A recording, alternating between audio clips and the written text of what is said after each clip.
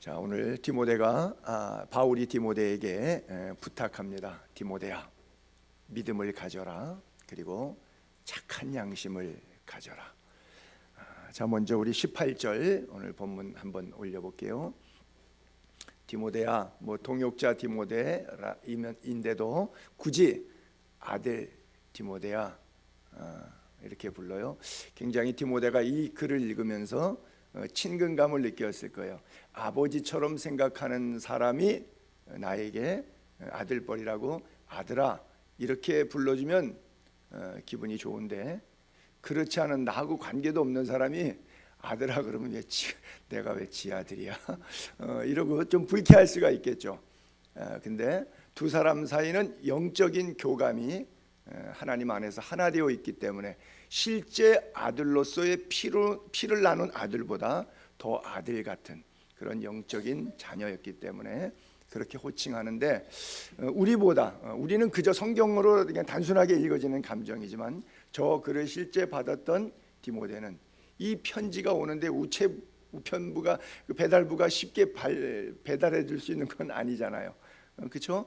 자기는 에페소 터키에 있었고 사도 바울은 저거는 마케도니아 지방에서 즉 데살로니가 지역에서 보낸 편지거든요. 이것이 전달되는데 시간이 꽤 걸리잖아요. 그때 썼던 바울의 정서가 함께 담겨지면서 아들 디모데야, 아마 편지를 보면서 이 첫 구절에서부터 어떤 눈물이 왈칵 쏟아지지 않았을까 하는 그런 느낌도 들어요. 내가 내게 이 교훈으로서 명하노니 전에 너를 지도한 예언을 따라, 앞에 교훈이라고 하는 단어, 예언이라고 하는 단어 제가 초록색으로 표시했는데 둘 다 하나님의 말씀으로 이해하시면 됩니다. 성령의 감동으로 바울이 디모데에게 했던 이야기들인데, 가르쳤던 목회적 지침인데 그것은 하나님의 말씀이었습니다. 그러면서 이 말씀을 가지고 파이팅! 이렇게 얘기한 거예요. 왜 격투기라든지 복싱이라든지 이렇게 보게 되면 코치가 선수를 내보내면서 등을 한번 탁 치면서 화이팅! 이렇게 격려하지 않습니까?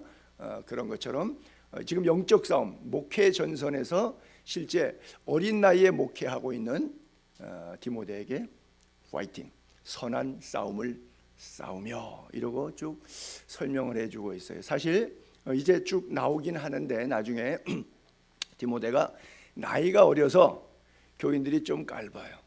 우리는 이렇게 세상에서 싸우다가 보면 말싸움할 때 본질적인 얘기에서 벗어나서 너 나이가 몇 살이야? 주로 이런 싸움들이 있죠.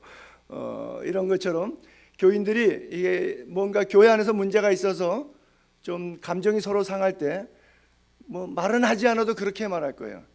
저게 나이가 몇 살인데 감히 나한테, 왜 싸워야 되는 싸움의 본질하고 아무 상관없이 더러 그런 마음 가질 때도 있을 거예요. 근데 이 마음이 목회자에게 힘이 든 거예요.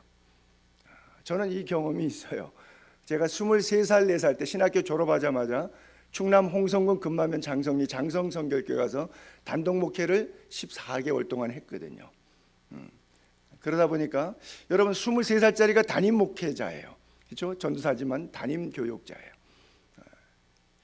또 제가 그리스에 갔는데 87년도에 아테네 한인교회 담임 목사를 8년간 했습니다. 교포사회에 목회자가 없다 보니까 제가 도착했다고 청빙받아가서 아테네 한인교회 8년 목회. 자, 제가 26살에 담임 목사입니다. 8년 목회했어요.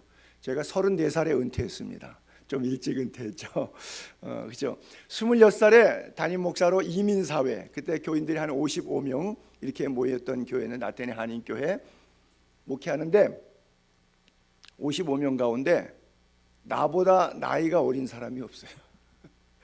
26살짜리 목사가, 와이프는 25살인데 교인들이 사모님 그러고 따르고, 26살짜리 목사인데 담임 목사니까 목사님 따르는데 다 형님, 누님, 어머님, 아버님, 할머니, 할아버지 이런 분들이 한 55분이 같이 공동체에서 했어요.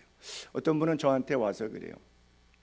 내가 한국에 있었으면 벌써 신앙생활한 연조로 권사가 되고도 남았는데 아직 해외에 나와 살다 보니까 아직 권사가 못 됐는데 목사님 금년에 새해 바뀌면 나 권사로 임명해 주세요. 노골적으로 뭐 그렇게 부탁하는 분도 있고, 우리 남편은 장로가 됐어도 벌써 예적에 됐을 건데 아직 장로가 못 됐다고 이러면서 목사님, 우리가 권사로 장로로 임직해 주면 좋겠네요. 찾아와서 밥을 맛있게 사시더니 그 다음에 공갈 협박을 이렇게 겁박을 주시는 분도 계셨어요. 제가 그분 때문에 목회하면서 평생 어려웠어요. 8년간 어려웠어요. 왜? 임명을 안 했거든요. 그래서 제가 그게 트라우마, 상처가 돼서 그 계급도 별것도 아닌데 우리 교회 목회하면서 한국에 와서 어떤 분이 우리 교회에 오셨는데 언제 2달 만에 나 권사 주면 안 돼요? 가지시라고. 그래서 권사 임명했어요. 제가 얼마 있다가 곧 나가셨지만 권사 되고 힘쓰려고 하다가 저한테 뭐 달라는 건 내가 다 줄 수 있는데 힘쓰는 거는 안 돼요. 여기는 제가 힘쓴다는 뜻이 아니라 하나님이 말씀이 우리를 좌우하게 해야 되죠. 그거 뭐 행정, 조직, 제도, 돈 이거 별거 아니죠. 그래서 아까 말씀드려서 장로 권사 달라고 했던 분 안 줬더니 그 다음에 뭐 사적인 이야기지만 예우하니까 그냥 들으시죠. 드라크마를 12만 드라크마를 제가 사례비로 받았는데 그게 얼마냐? 달러로 600불을 받았습니다. 그 당시 30년이 넘는 얘기죠. 한인교회에서. 근데 그분이 사무총회 하면서 의견이 있습니다. 그러더니 목사님 월급이 너무 많습니다. 그러니까 12만 드라크마에서 10만 드라크마로 즉 600불에서 500불 깎읍시다. 그래서 제가 그 자리에서 얼른 발언했습니다. 다른 사람 의의 제기할까봐 땅땅땅 통과되었습니다. 그래서 내가 스스로 깎았어요. 왜? 안 깎으면 또 그분 교회 나갈 거 아니에요. 그렇죠? 돈 갖고 갑질하고 힘쓰고 잘 안 되면 교회가 뭐 여기 하나밖에 없나, 물론 거기는 2개가 있긴 했어요. 이런 일들이 나이가 연소하면 저기 아들뻘 같은 게 이게 내 말을 안 들어. 특별히 한국적 상황과 달리 교포 사회라고 하는 것은 가정적으로 힘들고 경제적으로 힘들어서 뭐 이렇게 미국이나 영국처럼 잘 사는 나라가 아니라 그리스 같은 나라에 교포로 왔을 때는 지역적, 경제적, 교육적 상황이 어려우신 분들이겠죠. 그러니까 내 인생이 힘들게 살고 이제까지 와서 교회라도 나왔는데 아들뻘 되는 목사가 내 말도 안 듣는다 그러면 그거는 더 힘들어지는 거죠. 그때는 좀 심한 표현으로 깡패적 기질이 나올 수밖에 없는 거죠.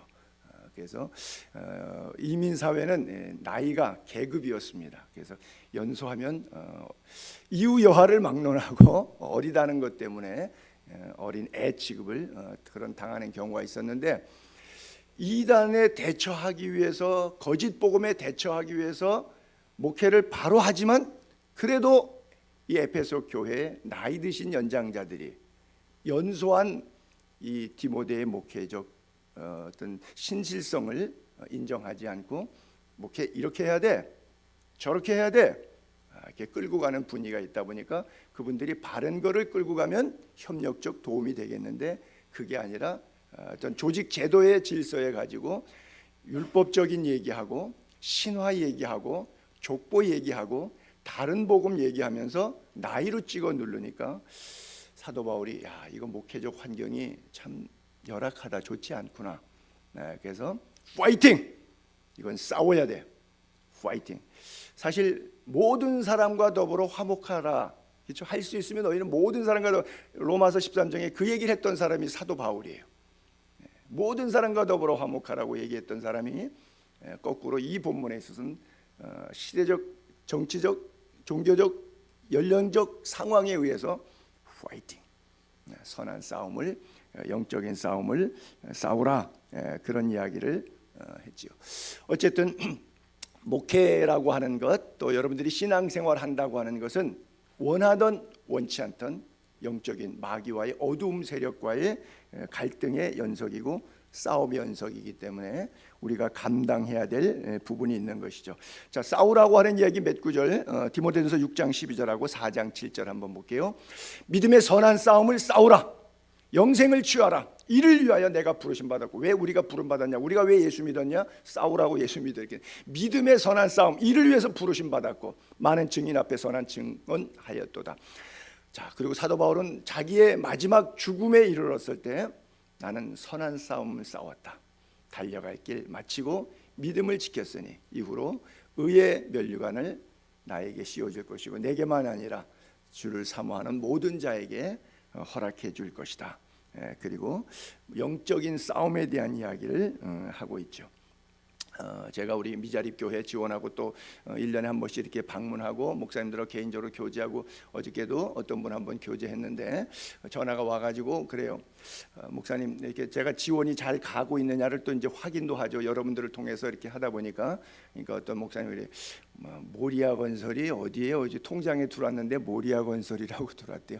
아, 그거 우리 교회 장로님이 하는 비즈니스인데 아마 장로님이 이름으로 안 하고 아마 회사명 구자로 했는 모양이라고 그리고 제가 설명도 하고 그랬는데 이 한국 미자립교회 목회자, 개척교회 목회자들의 가슴 속에 패배의식이 너무 짙어요. 그렇죠? 왜? 선한 싸움을 싸운 건 안 싸운 건 아니에요. 처음에 열심히 싸웠는데 뭐 연소함 때문에 나이 들고 나오고 뭐 하여간 또 목회자 돈 없잖아요. 근데 이제 돈 있는 교인들이 뭐 돈 가지고 목사 우습게 알잖아요. 뭐 이런 일들이 교회 안에서 비일비재에 일어나니까 매편 상처를 받고 트라우마에서 뭐 교인들이 하자는 대로 팔러가는 땅 당나귀처럼 그냥 이렇게도 해봤다가 뭐 저렇게도 해달라는 대로 다 해줘봤다가 그러다가 왜 목사님 주 때도 없어요? 그러고서 또 다른 사람 나가니까 또 그 사람 붙잡는다고 저거 하다가 이러다가 보니까 그냥 교회가 다 중심이 없어요. 감정이 중심이고 사람이 중심이고 돈이 중심이고 물질이 중심이고 직분이 중심이고 행사가 중심이고 프로그램이 중심이고 기획이 중심이 돼버렸어요. 갈 길을 잃어버렸어요. 그래서 몇 명 남지 않은 개척교회 허탈한 가슴에 패배의식만 짙게 남아있어서 어두움의 영이 목사의 가슴 속에 가득해서 행복하지가 않아요. 교인을 봐도 행복하지가 않고 강단에 엎드려도 행복하지도 않고 그렇죠. 설교하러 올라가는 것이 막 죽으로 도살장에 올라가는 제가 그런 분 몇 분 봤어요. 어떤 분은 그렇게 고백해요. 목사님 제가 강대상에서 잡니다. 근데 새벽 예배 인도하기 전에 잠들면 그렇게 기도합니다. 하나님 이대로 나를 불러가세요. 나 새벽에 깨고 싶지 않아요. 또 새벽 예배 또 하고 싶지 않아요. 내가 그렇게 고백하는 목사님의 이야기도 직접 들어봤어요. 얼마나 가슴이 눌리면 교인 앞에 쓰고 싶지도 않은 거예요. 그렇죠? 목사에게 최고의 희망이 뭐예요? 교인들에게 복음을 전하는 것.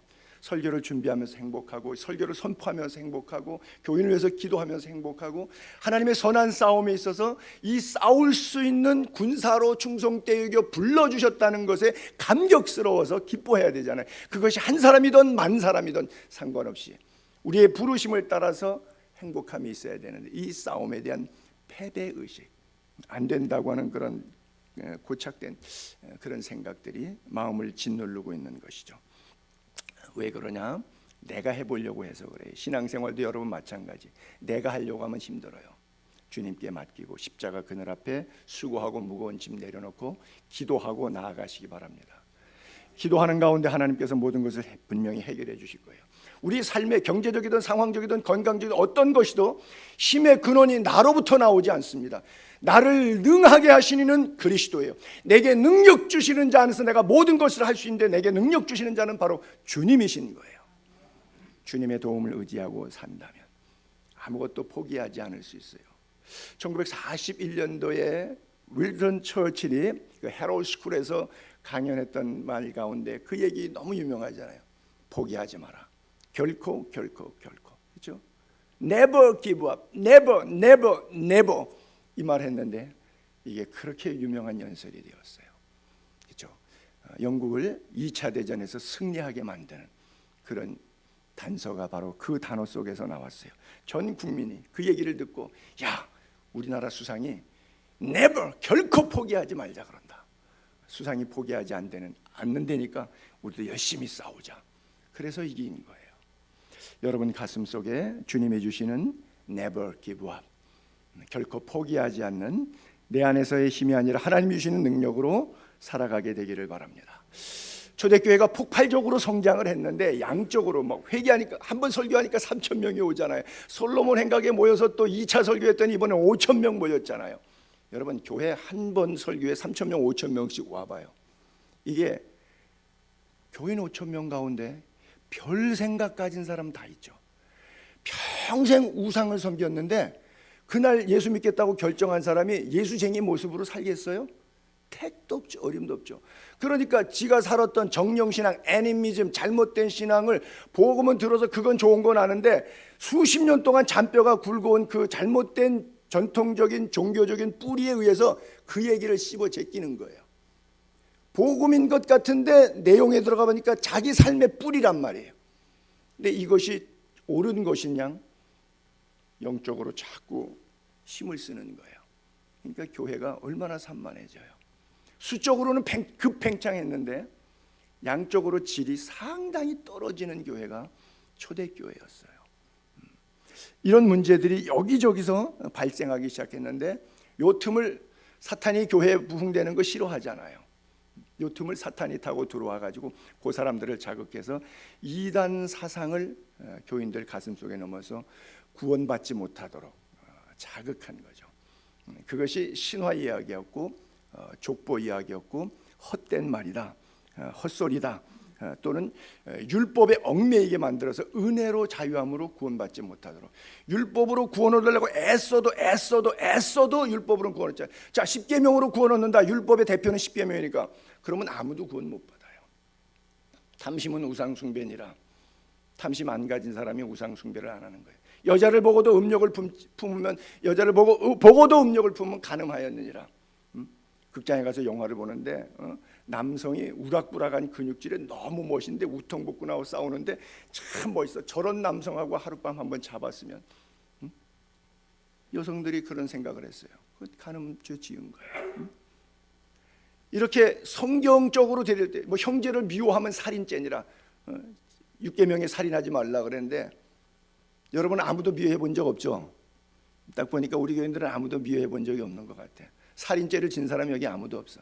제가 신학교 가서 물어봤어요. 우리 한 토요반에 70명 모이는데 한 번도 미워해 보지 않은 사람 손 들어보라고.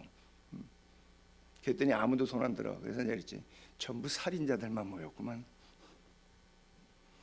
그 누구도 10계명을 통해서 구원받을 수 없기 때문에 우리를 구원하시는 분은 오직 예수 그리스도, 그분만이 우리를 구원하실 수 있음을 믿게 되기를 바랍니다. 자꾸 쓸데없는 이야기를 통해서, 헛소리를 통해서 옛 습관으로 돌아가게 만드는 거예요.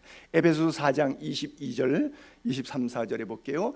너희는 유혹의 욕심을 따라 썩어가는 구습을 따르는 관성의 법칙에 의해서, 여러분 이렇게 이렇게 굴리던 돌은 손을 띄어도 굴러가던 가속도에서 당분간은 굴러갑니다.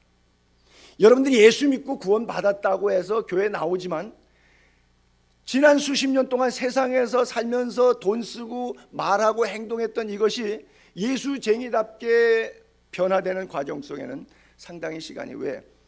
저절로 놔두면 옛 성품으로 돌아가요. 요요 현상이라 그러죠. 뭐 치열 교정해도 뒤에다가 잘 때는 뭐 이렇게 교정 끝나도 평생 이렇게 잘 때마다 뭘 붙이고 잔다 그러더라고요.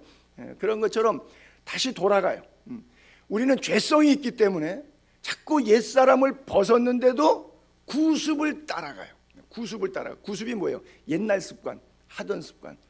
여러분 사실 술, 담배, 도박, 마약 여러 면에 있어서 사람들이 자기 의지로 잘 끊는 게 어렵잖아요. 힘들잖아요. 그 이유가 뭐예요? 관성의 법칙, 요요 현상이 일어나는 거예요.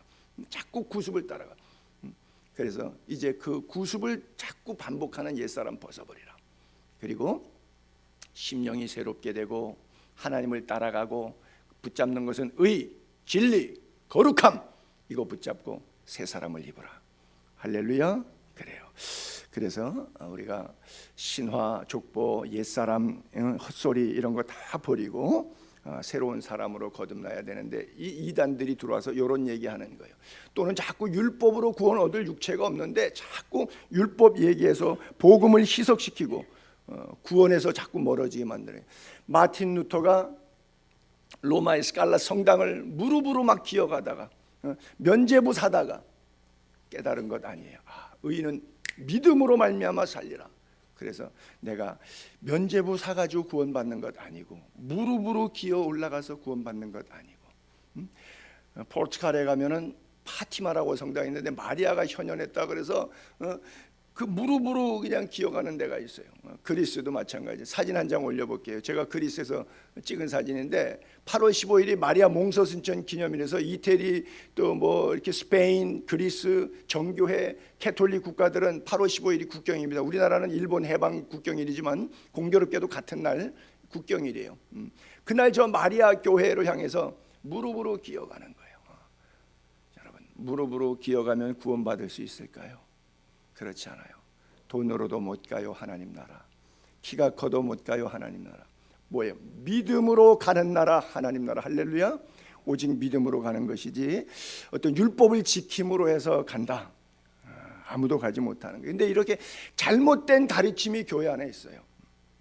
뭐 은사에 대한 가르침, 종말론에 대한 가르침, 신학 교리적인 가르침에 있어서 얼마나 많이 잘못된 가르침이 한국 교회 안에 도배되어 있는지 몰라요. 처음 개신교가 전래되는 과정 속에 순수한 복음보다도 우리가 가지고 있던 한국의 재래적인 전통적인 정령신앙에 쩔어 있어. 여기다가 복음 하나 더, 어떤 의미에서는요, 다원주의 범신론적 기독교 사상을 가지고 있어요. 교인들의 삶 속에 면면이 들어가면 복음으로 해석되지 않고 내 안에 복음이 들어와서 나로 해석된 이런 신앙생활 형태가 얼마나 많은지 몰라요. 그러니까 이 기도원 저 기도원 찾아다니고 이 사람 저 사람 찾아다니고 용하다는 권사님 안수받겠다고 찾아다니면서 뭐 은사하겠다 뭐 하겠다 그러면서 난리치는데 삶의 인격에 돈 쓰는 거 취미생활은 전혀 변화되지 않는 거예요. 여러분, 성령이 내주하시면 그 사람의 인격이 변화되는 것이고 삶이 변화되는 것이에요. 여러분 안에 이 잘못된 종교적 가르침이 아니라 사도 바울이 디모데에게 파이팅했던 것은 바로 이런 면에 있어서 파이팅을 외친 거예요. 이런 걸 바로 가리켜라. 비록 그들이 나이 먹고 잔뼈가 굵어서 자기가 살아왔던 스타일이 있으니까 내가 말해도 안 듣겠지만 안 들어도 일단 파이팅, 안 들어도 외쳐라. 그걸로 구원받지 못한다. 그 길이 참 생명의 길이 아니다. 잘못된 종교적 가르침을 받은 것뿐이다. 그건 복음이 아니다. 여러분이 돌아가셨어요. 그래서 천국과 지옥 문 앞에 섰어요. 그러니까 지옥은 가기 싫으니까 천국 가겠다고, 천국 들어가겠다고 문 앞에 서니까 하나님이 심판대에서 이제 묻는 거예요. 너 천국 들어갈 자격이 뭐야? 내가 왜 널 천국 보내줘야 되지?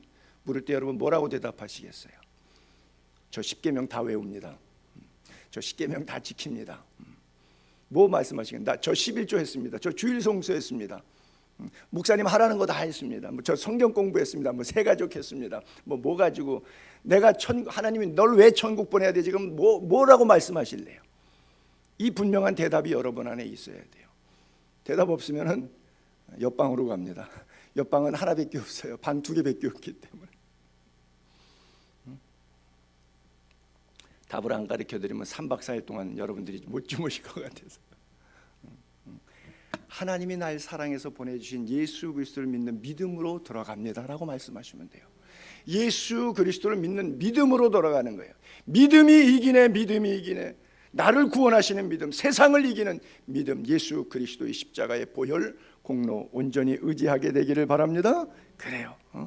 하나님이 나를 사랑하셨기 때문에, 그리고 그 아들 독생자 예수 그리스도를 내 인생에 보내주셨기 때문에 그걸 믿기만 하면 에브리바디 누구나 다 천국 가는 거예요. 하나 더 물을까요? 여러분, 예수님이 2020년도에 오신다고 가정해 보면, 제가 우리 선배 이장님 목사처럼 10월 28일 예수님 온다고 사기치는 건 아니고요.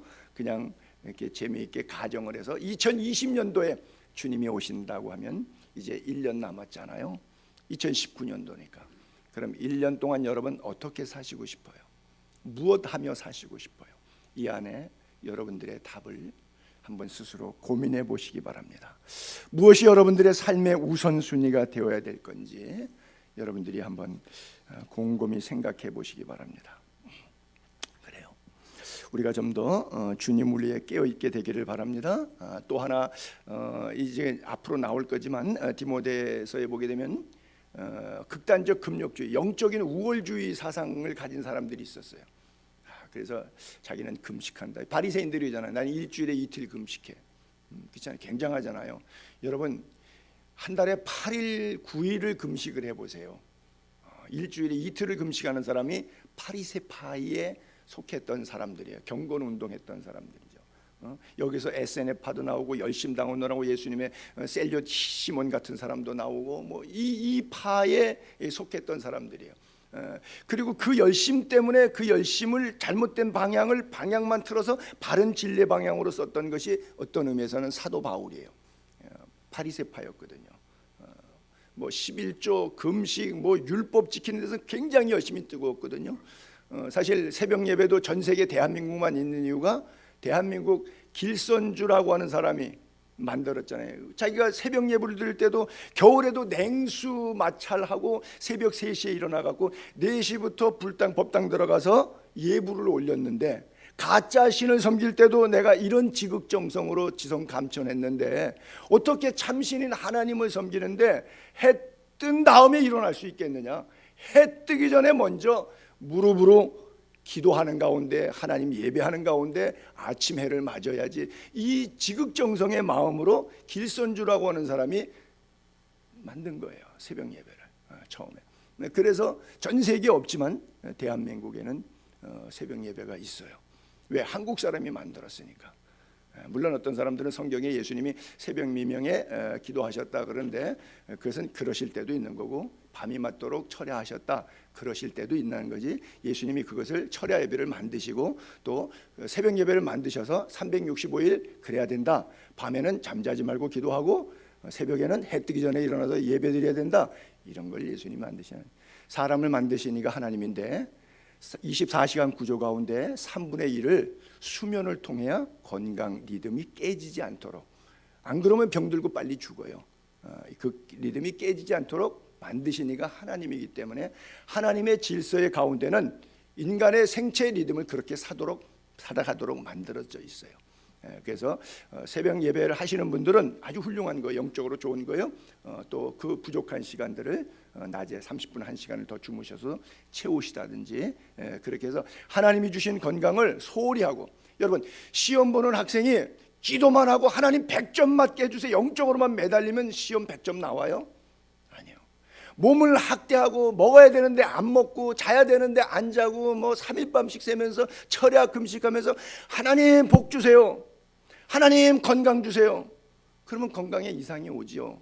그래놓고 하나님 왜 내 기도 안 들어줘요? 하나님은 이미 계시로 말씀하셨어요. 창세기의 창조의 질서 가운데 이미 말씀을 6일 동안 일하고 안식하도록, 그리고 수면과 먹을거리와 잠잘거리를 만드신 이가 다 하나님이에요. 물질 세계를 만드신 이가 하나님이에요. 그 과정을 내 욕심, 내 종교적 열심으로 다 깨트려 놓고 자기의 열심에 하나님이 부응하지 않는다고, 하나님의 명령에 자기가 순응해야지 어떻게 자기의 열심에 하나님이 따르지 않는다고 역정내고 하나고, 그거를 경건한 믿음이라고 생각해요. 초대교회 성도들이 너무 극단적으로 열심히 특심해가지고 그런 사람들이 많았어요. 그러니까 자살 기도들이잖아요. 넉넉하오니 나를 죽여주시옵소서. 엘리야가 왜 자살 기도드려요? 불을 내리고 물을 내렸는데도 상황은 좋아지지 않잖아요. 이세벨이 나도 너를 죽이겠다 그러니까 그 한마디에, 여자의 한마디에 마음이 녹초가 돼가지고 녹아나가지고 가서 자살 기도드리지 않습니까?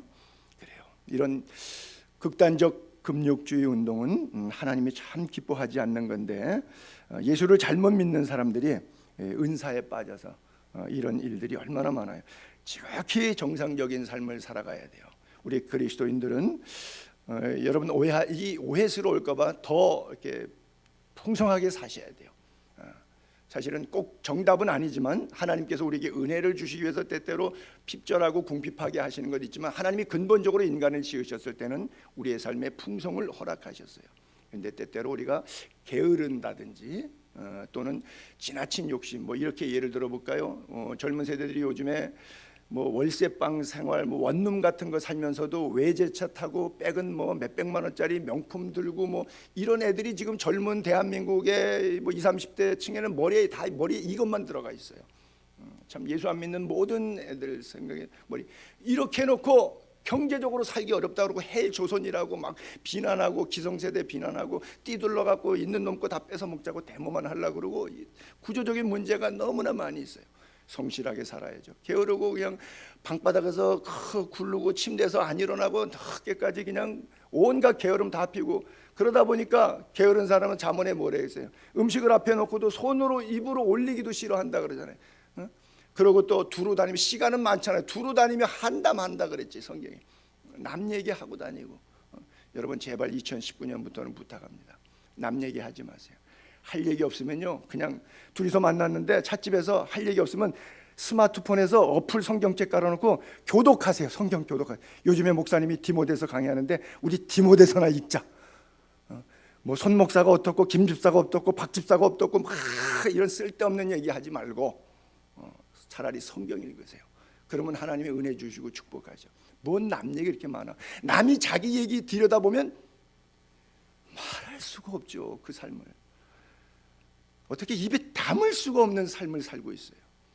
근데 입만 열면 남 얘기예요. 얼마나 부끄러워요. 얼마나 부끄러운지. 사람이라는 게 뭐예요? 부끄러운 걸 아는 게 사람이에요. 그렇잖아요. 사도 바울이 그가 가졌던 목회적인 형편이 그렇기 때문에 바로 이 선한 싸움을 싸우도록 메시지를 주고 있어요. 자, 에베소 6장 10절 보세요. 너희가 주 안에서, 자, 그다음 너희가 주 안에서와 그 힘의 능력으로 강건해지고 마귀의 관계를 능히 대적하기 위하여 하나님의 전신갑주를 입으라.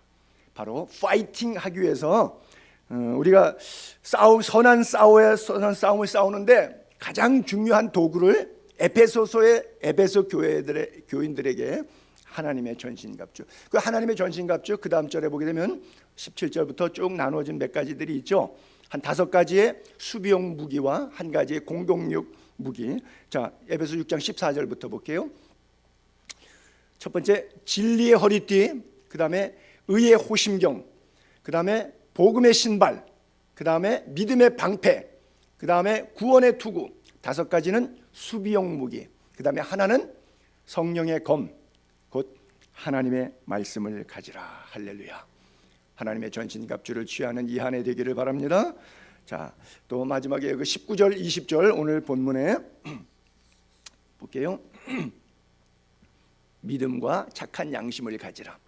어떤 이들은 양심 버렸고 믿음의 관에서는 파선했다. 그 중에 후메네오, 알렉산더 있는데 저 사람들을 사도 바울이 수정해 주면 좋겠는데 그냥 가만 내뒀어요. 여러분, 저도 목회하면서 어떤 분이 좀 쌩 난리치면 내가 신방 가서 집사님 이거는 틀렸어, 요건 요거고 저건 저거예요, 얘기하는 사람이 있어요. 근데 얘기할 때 불쾌해서 안 듣는 사람이 있고, 아 목사님 제가 잘못했어요, 고칠게요 하는 분이 있더라고요. 그 다음에 또 한 분은 내가 안 가요, 그냥 기도만 해요, 주 뜻대로 하옵소서. 저거를 뭐라 그러면 사도 바울이 사탄에게 내줬다 그래요. 여러분, 선악과를 따먹을 때 선악과에다가 하와가 손이 가니까 하나님이 손목을 부러뜨리거나 갑자기 선악과 나무를 이렇게 딸라니까 나무가 속리산에 있는 소나무처럼 이렇게 쓱 올라가. 속리산 소나무는 임금 지나갈 때 올라가서 뭐 정의품 벼슬을 얻었다 그러죠. 쓱 올라가 딸라니까 안 돼. 딸라가니까 못 다. 그렇게 해야지 좋은 거죠. 그렇죠? 그렇게 해야 좋은 거. 근데 하나님은 그렇게 안 하셨어요. 가룟 유다가 은30에 예수 팔아먹는데 예수님이 너 대제사장한테 가서 은30 받으려고 가지 마. 그냥 여기서 나앉고 겟세마네에서 기도해. 시험에 들지 않게 기도해. 이 문제는 넘겨. 이렇게 얘기해 줬으면 사랑으로 가룟 유다를 돕고 왜 뭐가 잘된 것이고 뭐가 잘못되신 것인지 영적으로 쭉 설교해 주시면 그 설교에 감동받고 눈물 흘리면서 가룟 유다가 회개 안 했을까요? 예수님이 진정으로 마음을 열고 사랑으로 충고해 주면 가룟 유다가 엉엉 울면서 내가 생각 잘못했다고, 내가 은30에 눈이 멀어도 미친놈이지 3년 동안 주님을 따른 내가 세상에 어떻게 그런 생각을 했는지 모르겠네고 울면서 회개 안 했겠어요? 사탄에게 내어줘. 그렇죠? 가룟 유다가 조각을 받고 나가니 곧 밤이로라. 사탄이 예수 팔 생각을 그의 머리에 넣었더라. 요한복음 13장에 성경에 그렇게 써 있는데 예수님이 방치해. 사랑의 예수님이 그럴 수가 있나? 좋으신 하나님이 선악과 못 먹게 차라리 이 손이 범죄하던 찍어버리라. 온몸이 지옥 가는 것보다 파란 적 없이 천국 가는 게 낫다고 그렇게 말씀하시는 하나님이 왜 선악과 따먹는데 그거를 따먹게 사탄에게 내어주고 뱀에게 내어주고 내어주신단 말이죠. 후메네오와 알렉산더 대표적으로 사탄에게 내어줬다. 더 이상 그들 때문에 하나님의 이름이 교회 안에서 비방받지 못하게 하는 게 낫겠다. 좀 심한 거죠. 차라리 멸망당해라. 그 입으로 매를 자청했다. 이렇게 나온 것이죠. 여러분, 하나님의 말씀이 무서운 부분은 바로 이런 부분이에요. 자, 오늘 교훈의 메시지, 믿음을 가지라, 착한 양심을 가지라. 여러분, 신앙생활을 똑바로 하자는 것이고, 신앙생활을 똑바로 하는 사람은 삶의 인격적인 행동 양식이 다르다는 얘기예요. 저 사람은 예수를 믿는데 참 인격이 똥이야, 이런 사람이 있고요. 저 사람은 예수는 안 믿는데 정말 인격이 훌륭하신 분이야, 고상하신 분이야. 그리고 세 번째는 그런 분도 있겠죠. 저분은 예수도 참 멋있게 잘 믿으시고 인격도 너무 훌륭해. 저렇게 믿으면 아마 온 세상이 하루아침에 다 복음화될 거야. 저런 사람처럼 예수 믿자 그러면, 사람들이 예수 믿어서 저 사람처럼만 변화됐다 그러면 그냥 말이 필요 없이 다 나도 교회 가고 싶어요라고 따라서 줄 설 것 같아. 이런 사람들이 있겠죠. 사도 바울은 지금 이것을 요구하고 있는 거예요. 디모데야, 믿음을 가져라. 상황이 어려워도 파이팅, 믿음을 가져라. 근데 너가 설교 잘하고 믿음 좋고 올곧은 목회자 되는 것도 중요한데, 그러나 그 다음에 이면에 너의 사생활이 지저분하면 네 설교가 힘이 없어. 설교는 입으로 하는 게 아니라 삶으로 증명해내야 돼. 설교는 말은 잘해, 신방도 다 잘해. 근데 그 삶을 면면히 들여다보면 그 아내와의 관계, 돈 쓰는 것, 친구 관계, 교인들이 어떻게 목사가 그럴 수가 있지? 실망스러워서. 근데 설교는 재밌게 해. 울렸다 웃겼다 너무 그냥 이건 코미디보다 더 재밌기도 하고 어떤 명사의 명언보다 더 감동적이기도 하고 너무 좋은 거예요. 그 은혜가 돼서 나와서 듣기는 듣는데 그 사람 마음속에 이미 결정한 게 있기 때문에 설교는 듣지만 나는 내 삶을 살 거야. 왜? 너도 네 삶을 살잖아. 은혜 따로 삶 따로. 그래서 두 가지를 병행하라고, 믿음을 가지라, 착한 양심을 가지라. 사랑하는 성도님들, 믿음과 착한 양심 갖게 되기를 바랍니다. 근데 여기 나왔던 두 명의 이름을 거명했던 사람들은 양심도 버리고 믿음에 관해서 파손해 버렸다 그랬어요. 양심은 우리가 바다로 나가서 만약에 배를 운행한다 그러면 망망대해 동서남북 모르는데 뭐가 기준이 되겠어요? 나침판이죠. 그렇죠? 나침판. 마찬가지로 인생의 나침판이에요, 양심이. 근데 양심이 왜 자꾸 삐뚤어지고 굴절되냐면, 나침판이 항상 북극을 가리키도록 됐는데 여기에 자성이 가거나 어떤 그 기계적인 장치에서 물리력을 가하면 이게 방향을 잃어버려요, 흔들려 버려요. 근데 이게 신앙의 어떤 내 인격의 나침판이 물질과 사람과 인격 이런 면에서 나에게 프레스를 가하면 나도 모르게 이게 방향을 잃어버려요. 굴절돼 버려요. 왜 사는지 가치관을 잃어버려요. 여러분들을 힘들게 하고 여러분들을 얼거매게 하는 이런 그 물질적인 상황적인 그런 프레스를 주는 모든 요소들을 제거해 버리기를 바랍니다. 믿음으로 결단하시기를 바랍니다. 그리고 정말 신앙 안에서 고고하게 살겠다고 하나님 앞에서 작정하게 되기를 바랍니다. 에베소 4장 1절을 볼게요. 그러므로 너희가 부르심을 받은 일에, 부르심 받은 일, 하나님이 우리를 구원하셨잖아요. 부르심 받은 일에 합당하게, 즉 복음적으로 살아라. 그것은 모든 몇 가지를 열거죠. 겸손, 온유, 오래 참음, 사람 가운데 서로 용납하고, 그렇죠? 성령이 하나 되게 하신 것을 힘써 지켜나가라 그래요. 성령이 하나 되게 한 것을 힘써 지켜나가는 거예요. 왜 조크에 보게 되면 그런 거 있죠. 묻지 마, 다쳐. 말장난하는 거죠. 자꾸 물으면 더 이상 알려고 하지 마, 묻지 마, 다쳐. 그런 농담하죠. 교회 안에도 약간 이런 형태가 있는 것 같아요. 교회에 너무 깊숙이 들어가면 안 돼. 교회에 이제 왔을 때 새로운 분들이 오시거나 또 이제 다른 교회에서 오시거나 그러시는데, 어떤 교회든지 투쟁하는 교회니까 문제가 많잖아요. 그러니까 교회는 그냥 예배드리고 살짝 일어나서 가면 잘 드릴 수 있는데, 교회 들어가서 봉사하고 교제하고 같이 섬기고 목사님 돕는다고 같이 신방 가서 활동하고 이러면 그때는 이 사람 얘기 저 사람 얘기가 가슴속에 필터링 되게 되면 내가 힘들어져. 그래서 시험이 들어. 그래서 교회 다닐 때는 절대 가까이 가지 마. 그냥 먼 발치에서 다녀. 이게 정답이 아닌데 정답이 됐어요. 이거 대단한 오답입니다. 평생 신앙 성장 없어요. 그냥 다람쥐 쳇바퀴예요. 근데 이게 정답이 되었어요. 차라리 시험 드는 것보다는 그게 훨씬 나으니까. 그렇지 않아요. 이것도 우리가 어둠의 영에 속고 있는 얘기예요. 여러분들이 주를 위해서 선한 일에 더 많이 힘쓰게 되기를 바랍니다. 왜냐하면 중요한 게 언어 때문인데, 말 한마디도 덕을 세우는데 소용대로 은혜를 끼치게 하라. 이 말씀대로 살게 되기를 바랍니다. 제가 작년 8월 달에 오사카 가가지고 집회하는데 유학생들이 한 250명 내지 300명 모였어요. 그래서 그 뜨거운 열기 속에서 있는데, 제 숙소도 거기 있어서 왔다 갔다 하는데, 그 250명 300명 되는 학생들이, 나는 처음 보는 학생들이 모르잖아요. 올 때 갈 때 뭐 화장실 갈 때 식당 이동할 때 만나기만 하면 그 일본 사람들 특유처럼 아리가또 뭐 너무 고맙다고, 말씀이 고맙다고, 은혜가 된다고, 감사하다고 그냥 만나면은 입을 여는데 되게 기분이 좋더라고요. 저 이제 설교 끝나고 저기 나가서 문 앞에 서 있으면 아리가또 하세요. 말 한마디도 아무것도 아닌 것 같은데 상대에게 힘을 주잖아요.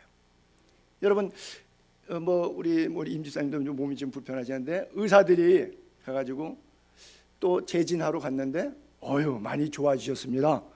이 한마디 들으면 기분이 어때요? 다 난 것 같아. 그렇잖아요. 말 한마디에 의해서 기분이 확 살아나고 기분이 굉장히 꿀꿀하고 어두워져. 그렇다고 해서 내 몸에 다른 이상이 생긴 건 아니고 그 위치 그대로인 거예요. 근데도 말 한마디가 나를 치유하기도 하고, 그렇죠? 나를 상하기도 하고. 그렇다면 육체도 그런데 여러분들이 신앙생활하면서 공동체 안에서 그 말 한마디가 끼치는 영향이 얼마나 선한 결과와 악한 결과로 나누어지겠어요. 그래요. 갈라디아서 6장 1절하고 2절을 볼게요. 형제들아, 사람이 만일 무슨 범죄한 일이 드러나거든 신령한 너희는 온유한 심정으로 바로잡으라는. 열받아 갖고 감정적으로 따다다다 바로 잡아보겠다, 그건 틀린 거야, 이렇게 하는 게 아니라 온유한 심정으로 바로잡고, 그 다음에 두 번째가 더 중요해요. 그 일에 관계된 사람은 꼭 시험 들어요. 그 일에 연관된 사람은 시험 들어요. 그 일로 인해서 자기하고 무관한 제3자예요. 근데 시험 들어요. 사도 바울이 디모데에게 그랬어요.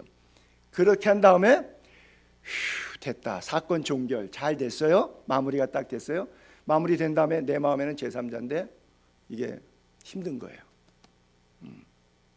사람은 그렇게 돼 있어요. 성경에 그렇게 써 있잖아요. 왜? 그 다음에 너 자신을 살펴봐라. 너도 시험을 받을까 두려워하라. 그게 자기에게 그대로 오는 거예요, 영향력이. 그래서 타인의 죄에 간섭하지 말라고 이제 디모데서에 보면 또 그 구절이 나오는 데가 있어요. 너희가 짐을 서로 지라. 그리스도의 법을 성취하라. 그리스도의 법은 은혜의 법이에요. 그래서 그리스도의 법을 서로 성취하라. 즉 율법은 오리 가자 그러면 은혜는 심리 가주는 거고, 율법으로 겉옷 달라 그러면 은혜는 속옷까지 주는 거예요. 율법은 화났다고 왼밤 때리면 은혜는 오른밤까지 그냥 돌려대는 거예요. 그렇죠? 이게 뭐예요? 그리스도의 법을 성취하는 거예요. 이게 서로 짐을 지라고 하는 거예요. 또 믿음에 파선했다, 양심 버렸다, 믿음 파선했다는데 그림 사진 한 장만 볼까요? 제가 늘 수영하는 바다 앞에서 그리스 살 때 찍어놨던 사진이거든요. 저는 저 고린도 가는 길인데 밑에는 철길이 있고 철길 아래쪽에 바다인데 옆에 지금 아스팔트 이렇게 길인데 그저 한 달에만 한두 번씩 여름에 수영하러 가는 기네타라고 하는 바다인데 그 바다에 있는데 저게 꽤 오래됐는데 아직도 그냥 그대로 있어요. 여러분, 배는 물이 없으면 필요가 없어요. 물이 있어야지 배가 효용 가치가 있는데 물 위치 포지션이 위에 떠 있어야 돼. 물이 배 안에 들어오면 그거는 파선한 거예요. 여러분들이 세상에 살아요. 그러나 세상이 여러분 안에 들어오면 안 돼요. 여러분들이 영적으로 떠 계셔야 돼요. 그렇죠?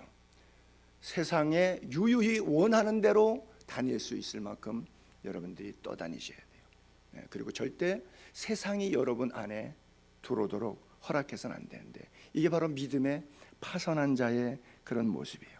진리 떠나고 믿음 떠나면 사람이 윤리적으로도 이렇게 타락됩니다. 그렇잖아요. 신앙생활 잘하다가 마음이 무거워서 교회를 안 나오기 시작해요. 그러면 대부분 그 사람은 윤리적으로 도덕적으로 좀 상실된 삶을 살아갈 수밖에 없어요. 왜? 노출됐으니까. 이 믿음 안에 있을 땐 그래도 성령이 잡는데 교회 문을 나가는 순간, 믿음을 파선하는 순간 누가 잡아요? 물이 배 안으로 들어와 버리는 거예요. 잠겨 버리는 거예요. 그래서 사탄의 밥이 되는 것이죠. 이사야서 1장 2절, 3절, 4절 한번 읽을게요. 하늘이여 들으라, 땅이여 귀를 기울이라. 여호와께서 말씀하시기를 내가 자식을 양육하였거늘 그들이 나를 거역하였도다. 소는 그 임자를 알고 나귀는 그 주인의 구유를 알건만 이스라엘은 알지 못하고 내 백성은 깨닫지 못한다. 슬프다. 범죄한 나라요 허물진 백성이요 행악의 종자요 행위가 부패한 자식들이로다. 그들이 여호와 버리고 이스라엘의 거룩한 일을 만홀히 여겨 멀리하고 물러갔도다. 그래요. 주님의 아픈 마음이 그대로 다 담겨져 있어요. 자, 12시가 넘어서 여기까지만 하고 중단하고 기도하도록 하겠습니다. 제가 12시 안에 끝나면 여러분들이 은혜가 되고 넘어가면 그때부터 은혜가 안 되시는 분이 계셔서 자, 기도하겠습니다.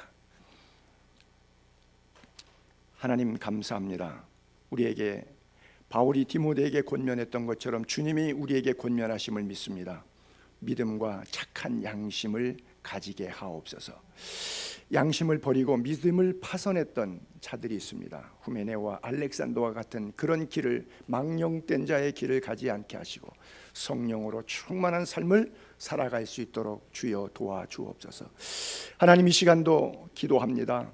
우리 가운데 연약한 육체 붙잡아 주셔서 나사렛 예수 그리스도의 능력의 이름으로 강해지게 하옵소서.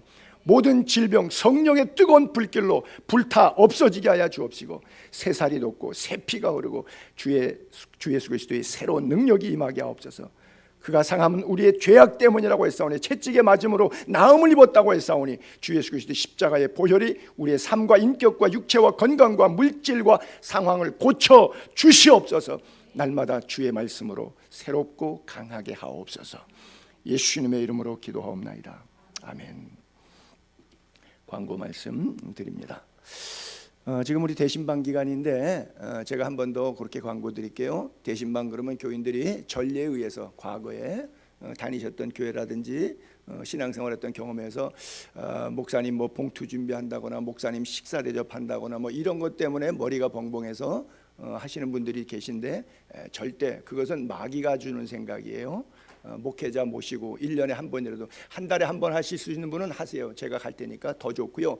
최소한도 1년에 한 번이라도 여러분 가정에 목회자 모셔서 기도 제목 내놓으시고 말씀 받고 기도하고 꼭 그렇게 제가 1, 2월 달 2달 동안에 전교인 대신방 기간으로 정했으니까 여러분들이 그렇게 꼭 전교인이 다 신방을 받아주시면 좋겠고요. 나는 굳이 안 받겠다고 하는 분에게까지 제가 가면 심리적으로 부담이 돼요. 안 받겠다는데 제가 한번 문 열고 쳐들어가면 요즘 세상엔 옛날 같으면 그래도 좋아하는 교인들이 계세요. 싫다 그래도 뭐 억지로도 목사가 이렇게 앵기면 좋아하는 분위기인데 요즘에는 그런 분위기는 좀 아닌 것 같더라고요. 목사 주책이네 뭐 이러는 것 같은데 여러분 어쨌든 대신방 기간 중에 한번 받을 수 있도록 시간 가족별로 조절해 보시기 바라고요. 기부금 납입 영수증 못 받으신 분 받으시기 바라고요. 다 만들어져 있습니다. 신청하신 분들 목장 예배 또 중보기도 통해 가정마다 살아나는 한 해 되기를 바라고요. 예배 후에 여전대 원례회 있다고 합니다. 중보기도 제목들 4가지 제가 주보에 써놨으니까 여러분들이 함께 기도할 수 있게 되기를 바랍니다. 기도합니다.